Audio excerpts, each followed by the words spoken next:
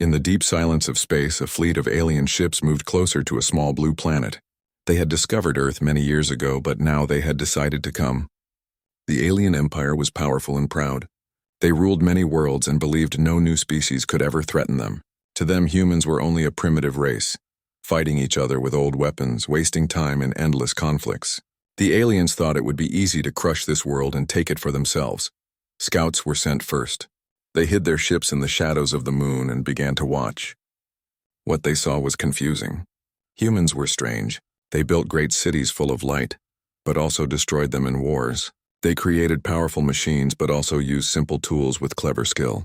They were fragile, yet they survived terrible disasters. An alien scout once saw a village washed away by flood and thought the people were finished. But within weeks, those same people rebuilt their homes, stronger than before. This made the scout uneasy. One night, two alien observers argued while watching human news channels. The first said humans were weak, always fighting each other, never united. The second shook his head. He had seen soldiers stand against hopeless odds. He had seen children laugh in ruins. He whispered that these creatures had something dangerous inside them, something he could not explain. If they ever became one people, no empire would stop them. The empire ignored this warning. To them, humans were just another primitive world ready to be harvested. The High Council ordered the invasion fleet to prepare. 100 ships turned toward Earth with weapons ready. The commanders joked that the battle would end in one day. Back on Earth, life went on as normal. People woke up for work. Students went to school. Families made dinner. No one knew what was moving in the dark of space. Only the stars knew that a storm was coming, but fate began to move in strange ways. In one desert base, a group of scientists picked up strange signals from space.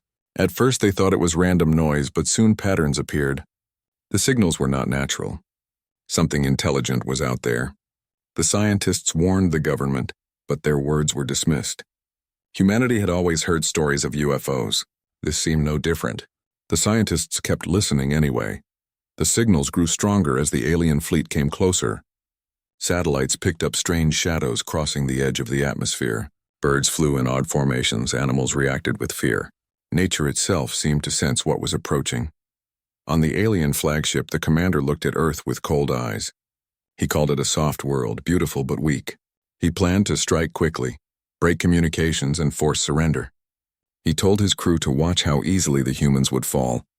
His voice was full of pride, but in the corner of the room, one scout looked down in silence. That scout remembered the children laughing in ruins. That scout felt a chill in his heart. As the fleet prepared, the scout wrote one final note in his private log. It said, "If we are not careful, this small world may change the galaxy forever." The night before the invasion began, Earth slept in peace. Cities glowed under the stars. Oceans whispered against the shores. Somewhere a mother kissed her child goodnight. Somewhere soldiers stood guard on quiet bases. No one knew their lives would soon be torn apart. In orbit, shadows moved. Engines hummed. Weapons charged. Humanity was about to face its first true test. The war that would prove humanity was dangerous was about to begin. The first signs of the invasion came quietly. One by one, Earth's satellites began to fail. At first, the scientists thought it was a technical problem. Old machines in orbit often broke down. But then new satellites also went silent. Communications across nations began to shake. Television signals cut off, navigation systems failed, and parts of the world slipped into sudden darkness. People were confused but not afraid at first. They thought it was a glitch, a solar storm, or human error. Only a few noticed the strange shadows moving above the clouds. The aliens were testing their power, watching how humans reacted. In hidden bunkers, the governments tried to send messages into space. They wanted to make contact, to ask who was there and what they wanted, but the replies came in harsh voices. The aliens spoke in a language that sounded sharp and cruel. When translated by machines, their message was simple: submit or be destroyed. Leaders of Earth gathered in secret meetings. Some wanted to negotiate. Others wanted to prepare for war. The arguments grew heated. No one could agree on what to do. The aliens watched these debates with amusement. They believed humans would collapse under fear and division. To them, Earth was already lost. But far away in a quiet laboratory, the same group of scientists who had first detected the signals were working without rest. They listened carefully to every alien broadcast, breaking down the strange words piece by piece. After long nights of effort, they found patterns. They built a translator, not perfect but strong enough to understand the enemy. Through this translation, they discovered the truth.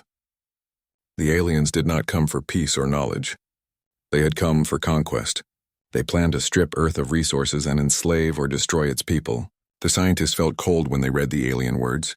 Humanity had only two choices: fight or die.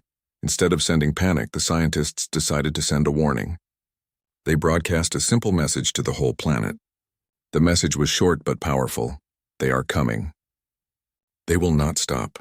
We must resist. At first, many doubted it. People said it was fake news, another trick to create fear. But then the sky itself began to reveal the truth. Strange lights appeared at night. Great shapes blocked the stars. Planes sent to investigate never returned. Cities near the ocean saw massive objects rising above the horizon like dark mountains. Fear spread. But alongside fear came something else: determination. Soldiers who had sworn to protect their people prepared their weapons even though they knew they were weaker. Engineers rushed to strengthen defenses. Ordinary men and women began to think of ways to fight back. Humanity was slow to move, but once it began, the movement could not be stopped. On the alien flagship, the commander laughed. He ordered his fleet to strike first at the world's major cities. He wanted to break human spirit quickly, to crush hope before it could grow. His ships were equipped with weapons far beyond human imagination. He believed the war would be over in days, but one alien officer, the same scout who had warned before, felt uneasy. He remembered the stubborn faces of humans who rebuilt after disaster. He remembered the laughter of children in ruins. He whispered to himself that the commander was blind. These creatures were not like the others. They would fight. They would adapt. As the fleet prepared to descend, Earth grew silent. Governments told their people to stay calm, but deep down everyone felt the same storm in their hearts. Something terrible was coming. Something that would change their world forever. And then, in the early hours before dawn, the sky over several cities turned red. Alien fire cut through the atmosphere, striking satellites, power grids, and defense bases. Explosions lit the night like a second sun. Sirens screamed. People ran into the streets, staring at the burning sky. It was the first attack, and it marked the beginning of open war. Humanity had hoped for peace. Humanity had tried to talk. But now every man, woman, and child understood the truth. The invaders would not listen. They would not stop. The only way forward was to fight. In the shadows of broken cities, soldiers took their positions. Families hid underground. Scientists guarded their translations and whispered of plans. The message spread from mouth to mouth, from one heart to another. They underestimate us. The war for Earth had truly begun. The first battle began with terror. The alien fleet entered the skies above Earth like a storm of fire. Their ships were enormous, black against the stars, glowing with strange lights. Cities below shook as thunder rolled from their engines. People looked up and felt small like insects beneath a burning sky. The aliens did not wait. They unleashed their weapons with no warning. Bright beams cut through skyscrapers, turning steel into dust. Streets melted under heat that no human weapon could create. Entire neighborhoods vanished in seconds. The world had never seen destruction like this. Panic spread quickly. People ran in every direction, searching for shelter. Cars jammed the roads, horns echoing against flames. Sirens wailed. In many places there was no chance to run. The first wave of the invasion was meant to break hope, to show that resistance was useless. Yet even in that chaos, something unexpected happened. Small groups of soldiers refused to retreat. In New York, a squad hid in the ruins of a collapsed building and fired rockets at the alien machines. The rockets were weak, but one found its target. A smaller alien craft fell from the sky, burning as it crashed into the river. The soldiers cheered, not because it was a victory, but because it proved the enemy could bleed. In another city, civilians joined the fight. With no heavy weapons, they used what they had. Explosives meant for mining, tanks from museums, even homemade traps. An alien patrol that landed in narrow streets was suddenly ambushed. The humans fought with desperation, using the ground they knew better than anyone. Several aliens fell, and the survivors retreated in confusion. The alien commanders were shocked. Their technology was far superior. Their weapons could crush cities. But the humans did not surrender. They adapted. They improvised. Every street became a battlefield. Every destroyed home became a fortress. In a hidden command center, generals watched the chaos. They saw the first cities fall, but also saw something else. Resistance spreading faster than expected. Across the world, people who had never spoken to each other before began to share information. One soldier in Asia used the same tactic as another fighter in Europe without ever meeting him. Humanity was learning, connected not by machines but by survival. The aliens realized this too late. Their scanners showed strange patterns. Wherever humans survived the first strike, they became harder to kill. An alien officer reported to his commander that humans were unpredictable. They did not follow logic. They used tricks, traps, and strange courage that could not be measured. In one battle near a destroyed airbase, humans captured a fallen alien weapon. It was broken, heavy, and strange, but a group of engineers worked through the night to repair it. They had never seen such technology before, but within hours they managed to make it fire once more. When they pointed it at the sky, the blast cut through an enemy fighter. The humans shouted with joy. The weapon was slow, clumsy, and dangerous, but it was proof that the aliens were not untouchable. Still, the cost was terrible. Entire nations bled. Millions were dead within days. The aliens destroyed landmarks, monuments, and defenses with merciless speed. Many leaders considered surrender. They argued that survival was more important than pride. But the people themselves refused. They had seen their families die, their homes burn, and their skies turn red. No one was willing to kneel. On the alien flagship, the commander grew frustrated. He had promised the council that Earth would fall in one day. Now it had been many days, and still the humans fought. He ordered his fleet to double the attacks. He wanted to crush this resistance before it spread any further. But deep inside, doubt began to creep into his mind. The scout who had once warned him spoke again. He said, "Commander, they are not like others. They learn too fast. Every hour they survive, they become stronger." The commander silenced him with anger, but his own eyes betrayed unease. In the ruins of a shattered city, a group of survivors gathered around a radio. They listened to a voice that spoke across broken frequencies. It was one of the scientists who had first warned the world. His words were clear even in the static. "They think we are weak. They think we are divided. But every day we fight, we prove them wrong. Do not stop. Do not surrender. We will make them fear us." The survivors raised their heads. Soldiers gripped their weapons tighter. Even children, hungry and cold, felt a spark of something new inside their hearts. The first battle was not a victory, but it was not defeat either. For the first time, the aliens saw that humans could stand against them. For the first time, the galaxy would learn that this small world was not easy prey. The war was only beginning, but already the balance had shifted. The war dragged on. Cities burned, skies glowed red, and the alien fleet rained fire without mercy. Humanity seemed broken, yet in the shadows something important was happening. In ruined laboratories, in hidden bases, in underground bunkers, humans worked without sleep. They studied every piece of alien technology they could find. The first captured weapon was carried in secret to a bunker deep under a mountain. It was broken and strange, filled with circuits no human mind had ever seen before. Some said it was useless. Others said it was dangerous to even touch.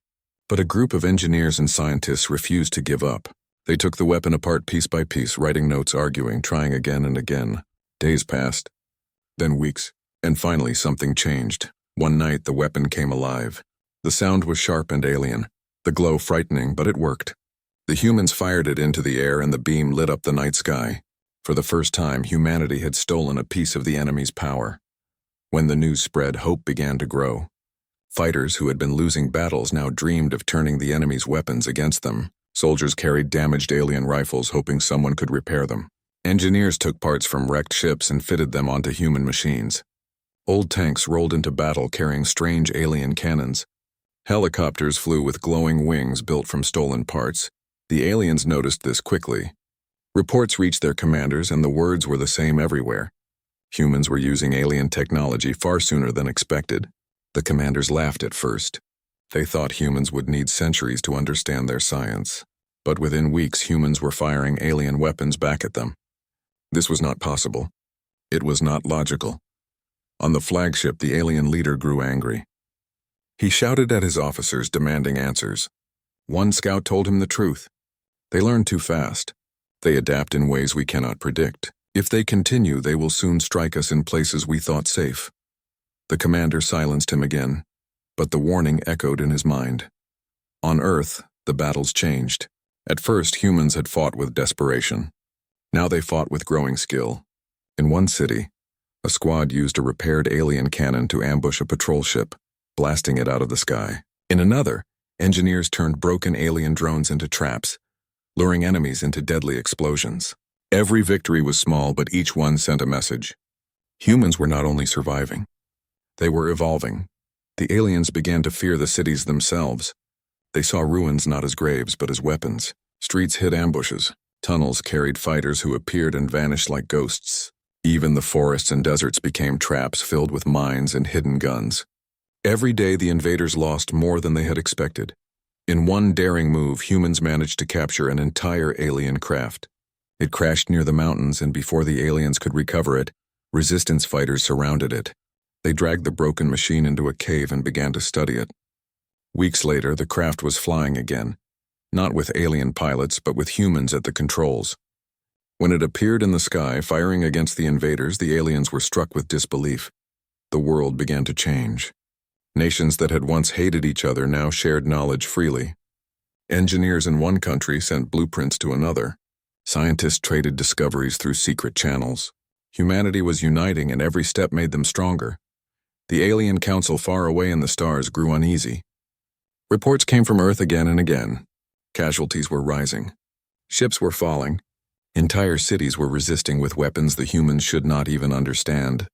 One council member whispered, "If they survive this war, they will become a threat to the entire galaxy." But still the fleet pressed on. Still they rained fire. Still they hoped to break the human spirit. Yet what they did not see was that the spirit was already beyond breaking. Every life lost only gave the survivors more reason to fight. Every destroyed city became a memory carved into human hearts. In a dark command center beneath a ruined capital, a general spoke to his people. "They thought we would fall in days," he said. "But now weeks have passed, and still we stand. They thought their weapons made them gods. But now we carry those same weapons in our hands. We are no longer fighting to survive. We are fighting to win." The soldiers raised their heads. Engineers smiled with tired faces. Civilians clenched their fists. Something new was growing in the ashes. The turning point had come. Humanity was no longer the hunted. Humanity was becoming the hunter. And for the first time, the aliens realized they were fighting not against a weak race, but against a force that would soon terrify the stars. The world had never been one. Nations had always fought each other, argued, and built walls of pride. But the invasion changed everything. When the alien fleet burned cities across the globe, old rivalries suddenly felt meaningless. Borders were no longer lines of power. They were only scars on a wounded planet. In the ashes of ruined capitals, leaders gathered in secret meetings. At first they argued, as they always did. Who would lead? Who would control the weapons? Who would share the technology? But then the soldiers spoke. Survivors spoke. Civilians who had lost everything shouted that there was no time for politics. If humanity did not unite, there would be no future left to fight for. Slowly, the arguments ended. One by one, nations agreed. A single council was formed, not of kings or presidents alone, but of soldiers, engineers, and even ordinary people who had earned respect through bravery. For the first time in history, humanity was fighting as one species. The change was immediate. Fleets of ships once guarded against neighbors now carried supplies across oceans. Factories that had once built weapons for human wars now built defenses for the entire planet. Scientists from distant lands worked side by side, combining ideas and discoveries at incredible speed. What would have taken decades in peacetime now happened in weeks. The aliens noticed this quickly. Their scanners revealed a strange new pattern. Human armies that had once fought alone now moved with coordination. Attacks in one part of the world matched defenses in another. Weapons built in one land were used thousands of miles away the next day. It was as if the entire planet had become a single organism, fighting with one mind. On the flagship, the alien commander felt unease grow in his chest. This was not the broken, divided world he had promised his council. This was something else. He told his officers, "We must strike harder. We must crush them before this unity becomes permanent." But even as he spoke, his eyes betrayed fear. On Earth, the United Council sent a message to every surviving human. The message was simple and clear. We are no longer divided. We are no longer nations. We are one people. We are humanity, and we will never kneel. The words spread like fire. Soldiers painted the phrase on their armor. Civilians whispered it in the dark shelters. Children repeated it before sleeping. The world had found its banner, not of flags or empires, but of survival and defiance. Then came the first test of this unity. The aliens launched a massive attack against 3 continents at once, hoping to split the humans apart. But instead of breaking, the new human command coordinated the defense. Reinforcements moved across oceans faster than the invaders expected. Weapons built in distant factories were flown into the battlefield overnight. For the first time, alien ships were forced into retreat not by luck, but by organized strength. It was not easy. Thousands still died. Cities still burned. But the important truth was clear. United, humans could fight back at a scale the aliens had never imagined. In the rubble of one destroyed city, a soldier looked up at the sky and saw alien ships retreating. His face was covered in ash and blood, but he smiled. "They finally bleed," he whispered. Around him, survivors raised their fists, shouting with broken voices, but voices filled with power. The aliens, watching from orbit, felt something they had not felt in centuries: fear. They realized they were no longer facing tribes of scattered warriors. They were facing a single species that grew stronger the more it was attacked. Reports reached the alien empire across the stars. The council listened with disbelief. "Impossible," one said. "Primitive creatures cannot resist our fleets." But the reports kept coming. Ships destroyed, armies repelled, technology stolen and used against them, and most dangerous of all, the humans were now united. Back on Earth, the Council of Humanity prepared for the next step. They were no longer content with defense alone. They began to plan an attack. Maps were spread across tables. Engineers showed designs for weapons never seen before. Pilots trained to fly captured alien craft. Soldiers sharpened their blades and checked their rifles. Everyone knew the truth. The war had changed. Humanity was no longer hiding in ruins. Humanity was standing tall. One scientist looked at the stars and said quietly, "They thought this invasion would end us. Instead, they have given us something we never had before. They have given us unity. And with unity, we will make them regret ever coming here." Across the galaxy, whispers began to spread. Other species who watched from the shadows spoke softly to each other. They said that Earth had become something new.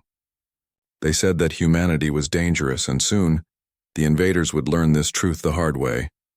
The time for hiding was over. For months, humanity had fought in the ruins of its cities, surviving blow after blow, but now the tide had changed. United under one banner, armed with stolen alien weapons and their own creations, humans prepared for their boldest strike yet. The target was the mothership, the heart of the invasion, a colossal fortress that hung in orbit like a dark moon. Every nation sent what it had left. Old warships refitted with alien cannons, fighter jets carrying stolen energy cells, even experimental crafts built in secret labs. It was a fleet made of desperation, courage, and fury. Soldiers volunteered in numbers greater than the ships could carry. Many knew they might not return, but none hesitated. In the command chamber of the Human Council, maps of the alien fleet glowed on the screens. Generals spoke in low voices. The plan was dangerous, almost impossible. The main fleet would attack directly, drawing the alien armada into battle. Meanwhile, a smaller team would slip past the chaos and land inside the mothership. Their mission was simple but deadly: plant explosives at the reactor core and destroy the heart of the enemy. When the plan was revealed, silence filled the room. Everyone knew what it meant. It was a suicide mission. Few, if any, would make it back. Yet hands rose without hesitation. Soldiers, engineers, even pilots who had lost their families volunteered. They said only one thing: if this is what it takes, then let it be so. The night before the assault, Earth was quiet. Cities lay in ruins, smoke rising against the stars. Families clung to each other, praying, hoping. Soldiers checked their weapons in silence. Somewhere, a child asked his mother if the monsters would go away tomorrow. The mother held him close and whispered, "Yes, they will." Then the dawn came and the sky filled with fire. The human fleet rose into the heavens, a patchwork of machines old and new, but burning with the same purpose. Ahead of them, the alien armada moved to meet the challenge. Their ships were massive, their weapons endless, but for the first time, the invaders felt uncertain. The battle began with thunder. Alien cannons lit the void, tearing through human lines. Explosions shook the sky. Ships burned. Men and women screamed into radios before being silenced forever. But still, the fleet pressed forward. Every time a human ship fell, another pushed ahead. Every loss only fueled their determination. Amid the chaos, the small strike team slipped through. Using stolen alien codes and cloaking devices built in secret labs, they moved unnoticed toward the mothership. The vessel was enormous, a city of steel floating in the void. Its surface glowed with alien symbols, its guns spitting fire. But somehow the humans broke through. They landed in a dark hangar and stormed inside. The corridors of the mothership were cold and endless. Alien guards rushed to meet them, but the humans fought with savage skill. Every bullet, every strike was filled with vengeance for their fallen world. Step by step, they cut through the defenses, heading for the reactor core.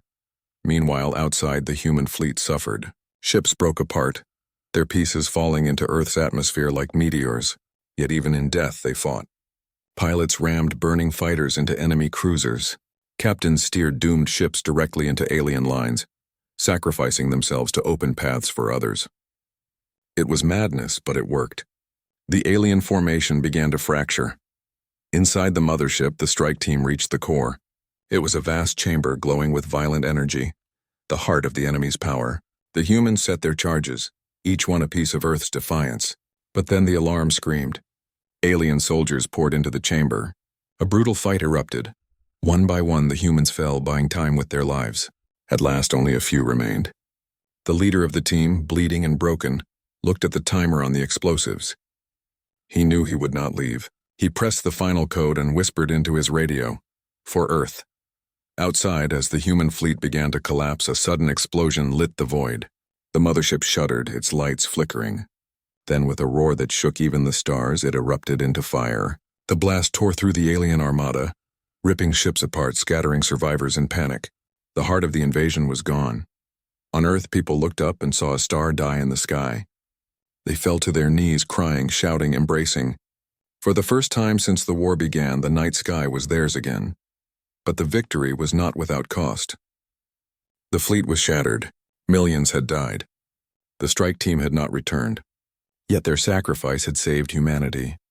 On the alien homeworld, the Council listened to the reports in silence.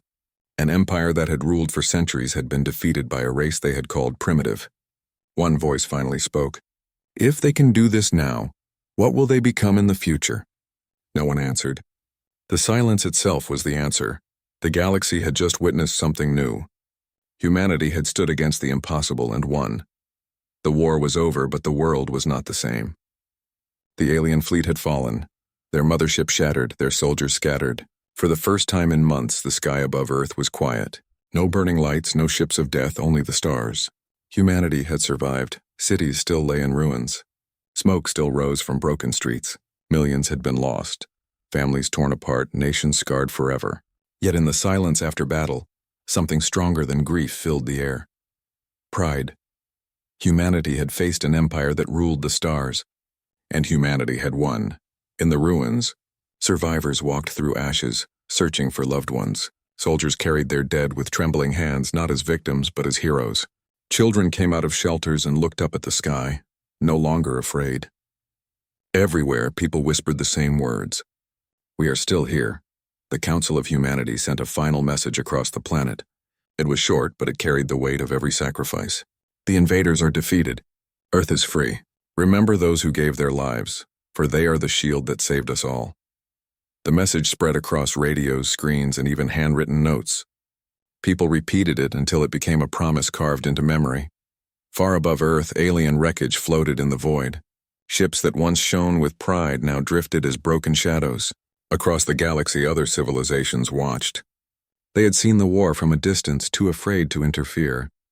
Many had believed the humans would be crushed quickly, but now, seeing the ruins of the Empire's fleet, they felt something they had not felt in centuries: fear.